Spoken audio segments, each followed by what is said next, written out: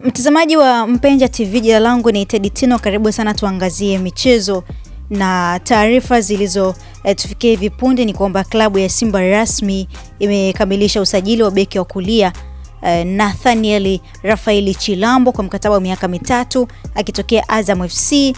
Chilambo anajiunga na wekundu Msimbazi Simba Sports Club kama mchezaji huru mara baada ya mkataba wake na klabu ya Azam kufikia tamati. Dakika chache zilizopita, Simba Sports Club wamethibitisha kupitia mitandao yao ya kijamii.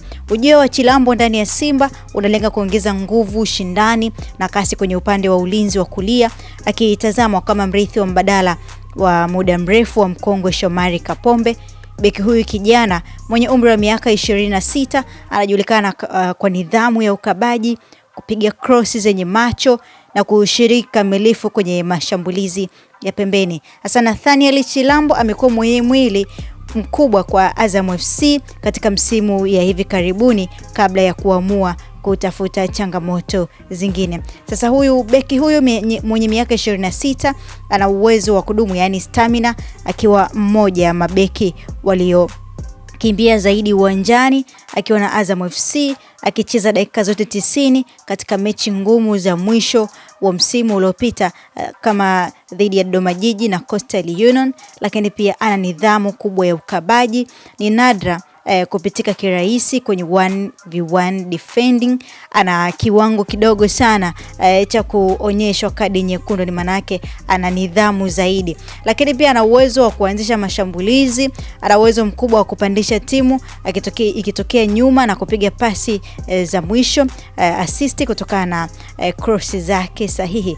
Uongozi na benchi la ufundi la Simba linaamini kuwa mchanganyiko wa uzoefu wa Kapombe na damu changa zenye njaa ya mafanikio ya Chilambo utatengeneza ukuta thabiti kuelekea msimu mpya wa 2026-2027.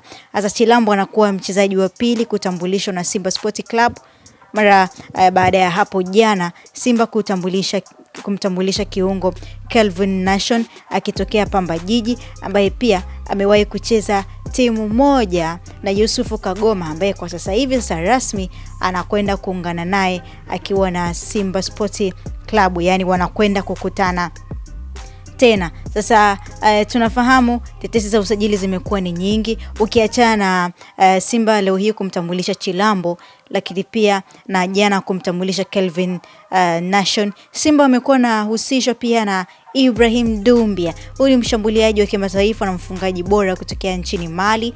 Ana mabao 17 msimu uliopita. Alikiwasha sana akiwa na timu yake ya Stade Malien katika michuano ile ya Ligi ya Mabingwa Afrika, na tayari amewasili Dar es Salaam na kukamilisha makubaliano ya mkataba wa mwaka mmoja. Utambulisho wake rasmi unatarajiwa kufanyika wakati wowote kuanzia sasa. Lakini pia mnyota mwingine ni Kaletso.